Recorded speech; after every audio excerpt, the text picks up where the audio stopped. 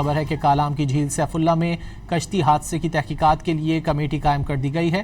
Committee کشتی حادثے کے تمام حقائق، واقعات اور حادثے کی وجوہات کا تعین کرے گی۔ مزید جانیں گے ڈان نیوز کے نمائندے عارف حیات سے۔ عارف بتائیے۔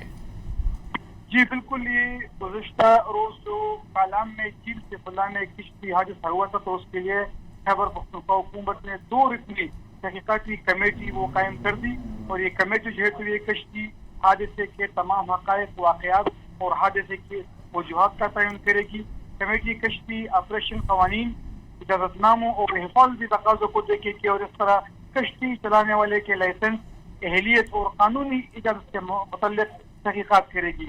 کمیٹی حادثے کے وقت ریسکیو سامان، لائف سیونگ جیکٹ اور دیگر حفاظتی انتظامات کا بھی جائزہ لے گی، اور اس طرح کمیٹی جو ہے تو آئندہ صحتی مقامات پر حادثات کی روک تھام کے لیے سفارشات بھی پیش کرے گی۔ یہ کمیٹی جو ہے تو یہ سیکٹری کوآرڈینیشن اور اسپیشل سیکٹری خزانہ، یہ دونوں افسران جو ہے اس کے ممبر ہیں، اور سیکٹری کوآرڈینیشن کی سربراہی میں جو کمیٹی قائم کر دی ہے وہ 7 روز میں حکومت کو اپنی رپورٹ جمع کرے گی۔